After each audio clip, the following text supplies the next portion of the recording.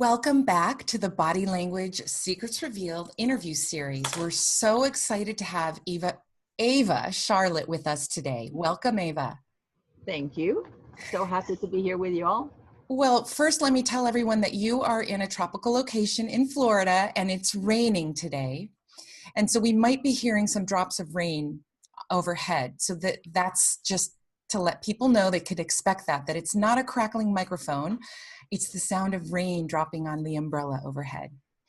So we're so really honored to have you, Ava. You help people become more authentic by tapping into their inner essence and that pure place inside that we are all born with that. Tell us a little bit about how you work with people. Oh gosh, that's so individual. Every person is different. It's not really something we're born with. It's something we are. And we've all experienced it with a newborn child. They're very present. There's an innocence, a purity, a beingness that is evident to all of us. We've all experienced it. And we're all it. We all came in that way. But over time, we acquired all kinds of beliefs and layers of protection and desires, and it's like a filter that builds on top of this presence. And in my case, this filter is called Ava. It's a story of my life and everything I've gone through and everything I think I am. And when working with someone, I have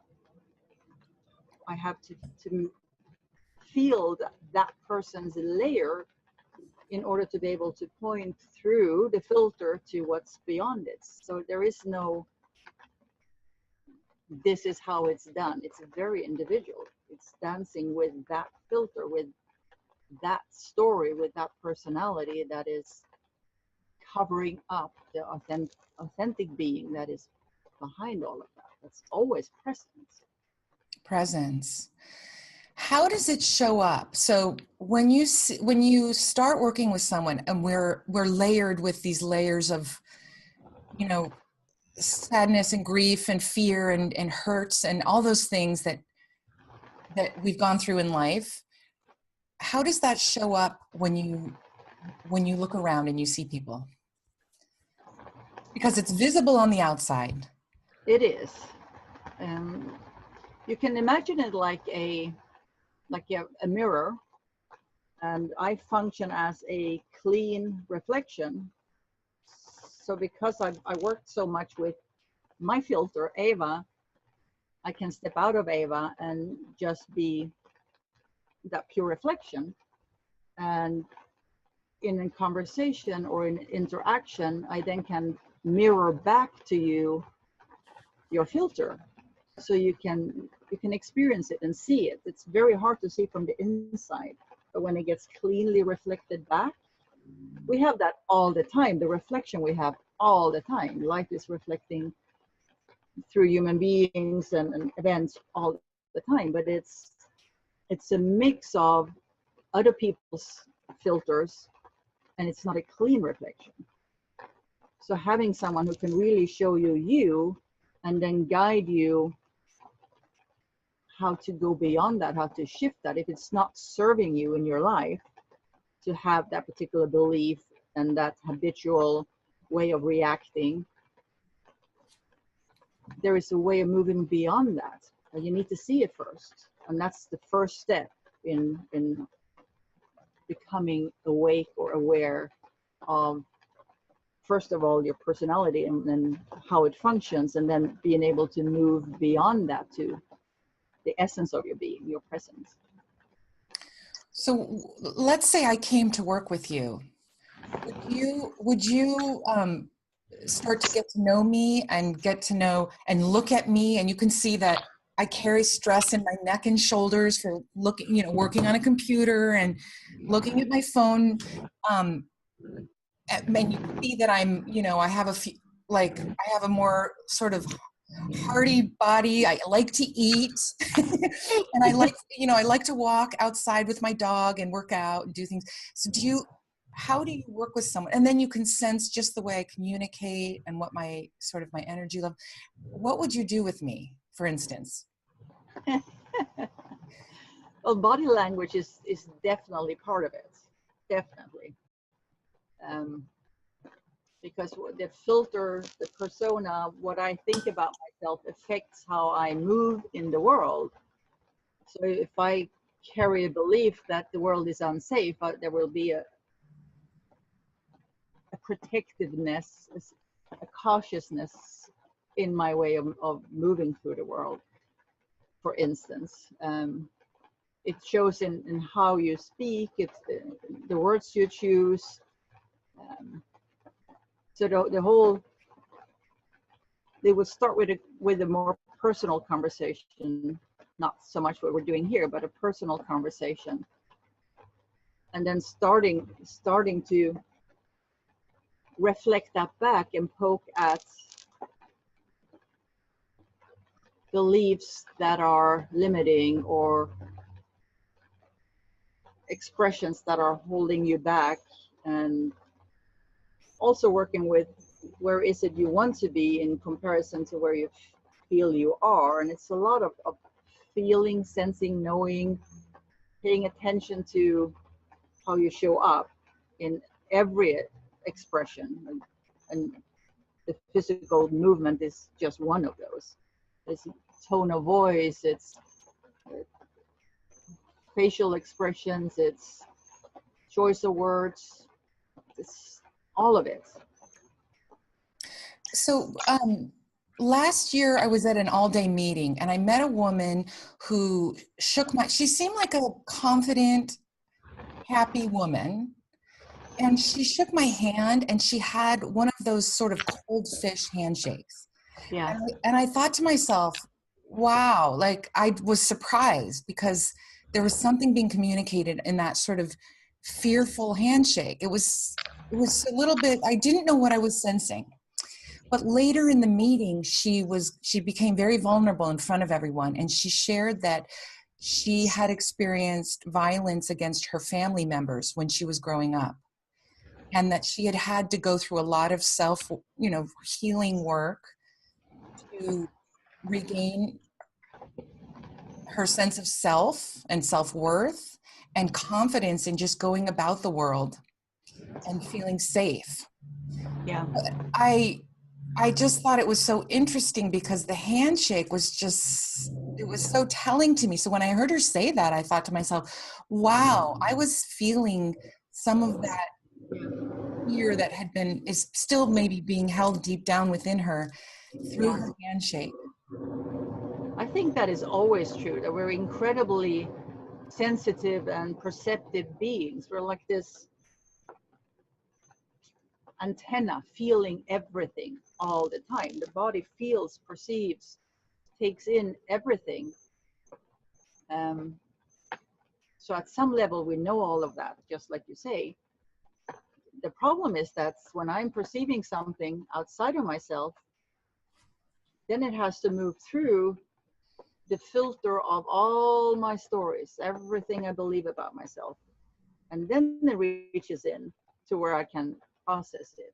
But now it's tainted by my own stories. So I hear through the filter of my past, literally. Mm-hmm. And then when I want to respond to you, unless I'm aware enough to move beyond my story, whatever I want to express moves from inside out through the same filter. So even if I know very clearly what I want to say, it might come out sounding a little different because it moves through the filter of my past. It's everything this human being called Eva has gone through her life is being held, potentially, has imprinted this body, this human form, which is matter. It gets imprinted by every single experience. It feels and hears and smells and perceives everything. And it's it imprints me. And if there's something that is very powerful in my life, a powerful event, it gets a very strong imprint. And it might have been really painful as it happened. So I wasn't able to allow it to just move through me. It got held in me. So instead of being completely open and curious and free spirit, authentic, living life to the fullest, like any newborn baby is, now I have areas where I feel, oh, I can't do that. And I might not even understand why, or I have a story around why I can't. Like a dog. If dog has been kicked and you lift your foot and the dog shuns. Not because you're going to kick it, but it has been kicked. We're just like that. We're just not aware of it. So all the little things that are driving us, that we think this is me, this is how Eva is. Well, it is, because that's the consequence of my past, but it doesn't have to be that way. It's just like the dog. It can be taught that it's safe, that you're not going to be kicked as soon as someone lifts a hand or a foot. So with that example, that's said very beautifully. And I like that the example about the dog, and that's true. Yes. We're not as aware of what our reactions are that are so, they're programmed in within us, right? In our subconscious. Exactly. So the example of that woman I met. So when I met her, I'll just go back, because this is very interesting, because it brings up something for me. So when I met her, she's a beautiful woman. She looks like she has everything put together. She's engaged to be married. She's successful. And so I thought, oh, she's got it all together. Kind of like in this admiration, like, I don't know, you sort of see someone that you think has it all together. But then later in the day, when she said that about her past, I had this level of sadness for her, but also compassion. Yeah. And just a reminder that we never know what someone's gone through in their past. And it was a reminder that people are showing up every day with, we don't know what pains and what joys and what experiences they've had, because we're so good at sort of masking that. So what you do with people is so invaluable, because it sounds like you're bringing to light some of these sort of subconscious beliefs and reactions and things that aren't serving us. Well, something that popped up as you were speaking about the woman you met is, in our society today, we glorify success and even happiness. You're supposed to be happy. We all want to be happy. It's a natural longing for a human being, but we're not happy all the time. Life is all the colors. Just like the white lights are all the colors, life are all the emotions. It's part of being human. And it's not really acceptable. From very early on, we learn to shun anything that is uncomfortable for ourselves or for others. So if I am in deep pain, others find it really uncomfortable being around me because they feel it. And deep pain is uncomfortable. And now I'm in deep pain, and I want to reach out to my friends, but they're feeling my deep pain, and even if they're there and they really want to support me, internally they're shrinking away because it's uncomfortable. And I perceive that, and I feel rejected, and it's just this dance of no one wants to be in the uncomfortableness, including in ourselves.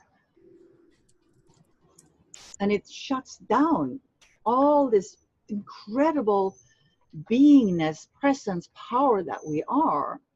And now it can only sip out through these little holes of expressions that are considered okay. And part of what I do is making it okay to be okay with all that you are. Showing you that you are all of this, and this happened, yes, and you carry these emotions and woundings and limits, and that is not something that needs to be fixed. It's just a consequence of the life you have lived. You carry your life with you. It's here, it is what is for you. And by being able to come to terms with that and be present with it, you can actually really start changing those things, but not because they need to change, not because they're wrong. This doesn't have to be this conflict. We're carrying conflict within ourselves all the time. It's this internal battle going on. So I don't want to feel this way. What's wrong with me? And why did I say that? And oh my God, what did I just do? And the mind is crazy that way. The mind is... And beyond, yeah. But it's not that the mind is wrong. It's the mind is a consequence of our past as well. And it has gone through all these events, and it knows that when it looks this particular way, watch out, because last time that was really painful. So watch out. And it's going to be saying that. And that might be the biggest opportunity of your life that is right in front of you. But it taps into something that was painful in the past. So even if you really want to do it, you want to go up to this person and talk with him or her, you carry all these mixed emotions, and now you get agitated because you don't want to feel like that when you're having this conversation going on. So now you're judging yourself, and on and on and on and on. It just goes on. And the simple thing is that there is a way of just being here and now with it all, being present, which also could be, say, being pre-sense. You just go beyond all that craziness and tap into the essence of what you are, the core of your being, where none of that really exists. It doesn't. There's just pure potential, power, peace, knowingness, wisdom. All of that is always within us because it is what we are. And learning to, it sounds crazy to say reconnect, because we never, it's always here, but language is limiting. So reconnect with that in the midst, and especially in the midst of when it's arising, like a eruption of emotion within you. Being able to take that deep breath, and not because the emotions are wrong, and not because the thoughts are wrong, they can still be there, and you're still here, untouched by it, so to speak. What are some of the tools that you use when you're working with people? Again, it's so individual. It depends on where on this journey the individual is at the particular time I'm talking with them. Becoming aware of this whole concept is the very first step. If you're so submerged in the story of yourself, it's impossible to just, well, nothing is impossible. It's harder to just snap out of it and come right back to presence. So that would be the first step in awakening that kind of awareness. And then, of course, there's breath tools or exercises. It's very individual. Would you be willing to share with us a breath tool that you've used that you think would be helpful for people? Yeah, of course, absolutely. So one of my favorite tools, and I use it all the time for myself, is to just think of myself as an energetic being, which we all are. But instead of thinking myself just the body form, I just think of myself as a big bubble, and in the center of this bubble is a light. So it's in the center of my being. You could use the heart as a reference, but it's not really connected to the heart. It's much deeper than that. But if you put your attention at the very center of your being, you can use your heart as a reference point, and then just imagine that you go deeper and deeper and deeper. And at the core of your being, there is a light. You can call this the seat of your soul. This is where presence lives in you. It is always present in your physical being, in your body, in your mind, and in your emotions. It really is what you are. So just imagine that you connect to this light. You can visualize it, you can feel it, whatever works for you. Just connect to this light. And at the same time, as you hold your attention on this light, you put another piece of your awareness on your breath. So your awareness is on breathing. You just notice that you're breathing. You don't need to change your breathing or anything. Just notice that you are breathing. And the attention on your heart space. And just by staying connected to those two, what's happening energetically is that the energy of your presence, you're connecting that with your breath, which is a physical expression of your beingness. You're connecting your light to your body. So you're literally bringing presence into your body. And just by connecting like that for a few minutes every day, or twice a day, 3 times a day, every hour, whatever feels comfortable for you, you become more aware of and connected to presence. And presence is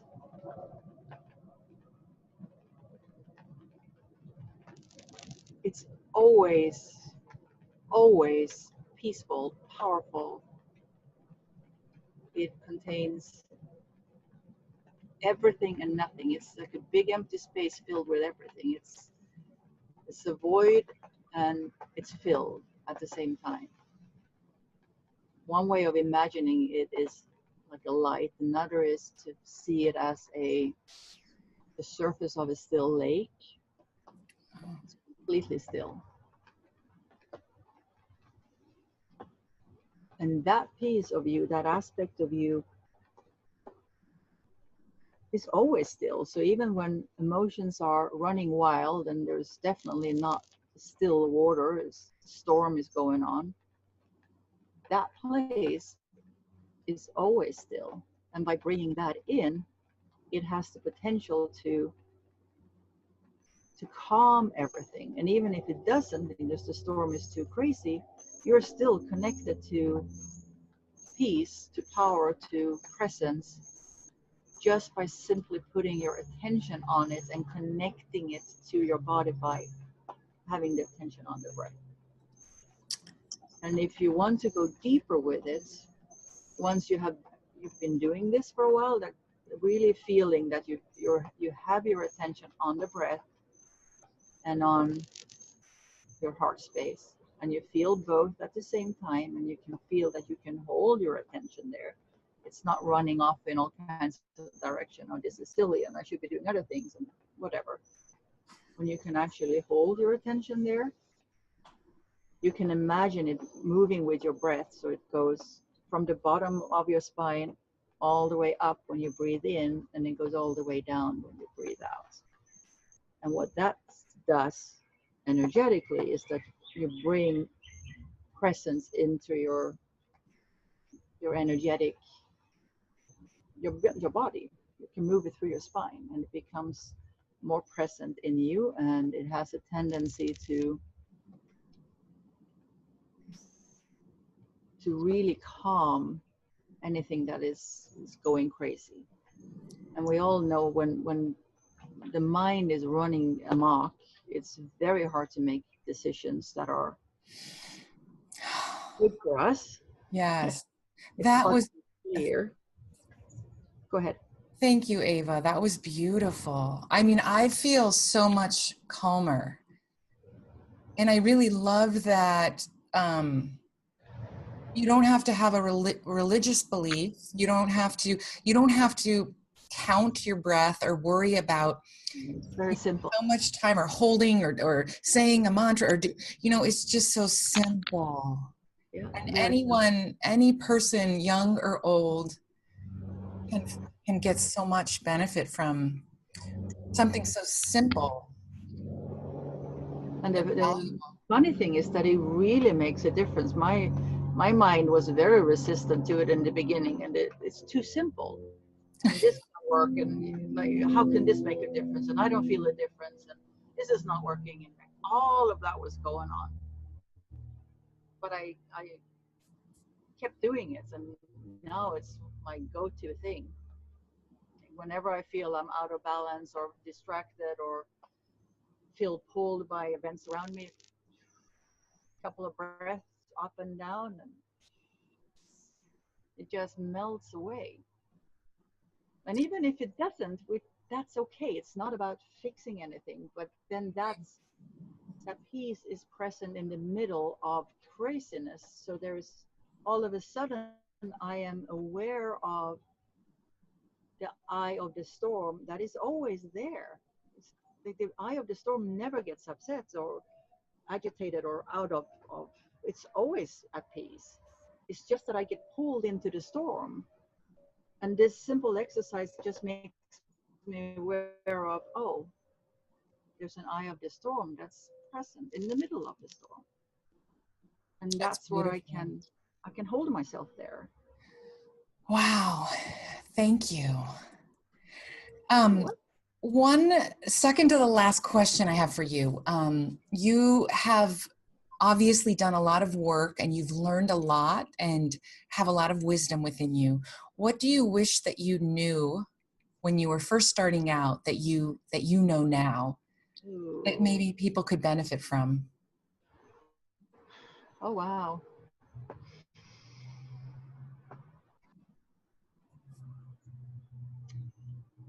I honestly think it is as simple as I wish I had understood that I wasn't broken. Oh, there's nothing wrong with me. Yeah. And there's nothing I need to fix. There are things I can change because I want different results, or they're not serving me, or I don't like it, or all of that. But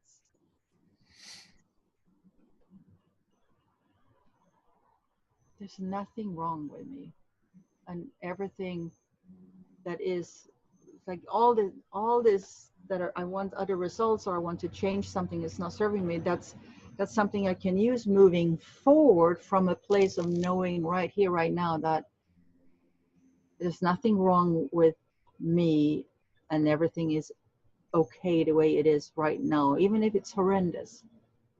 It is what is right now.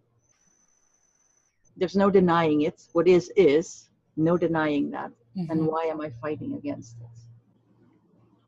Yes, and Satya Sai Baba, a holy man in India, says that we are Atma Swarupas, which is the embodiments of divinity. And so Yes. it's a reminder to me that we are the embodiments of divinity, and that we're That's not. what I call presence. I just call it presence because it's a word that everyone can relate to, and divinity is not. And the eye of the storm is connecting with that.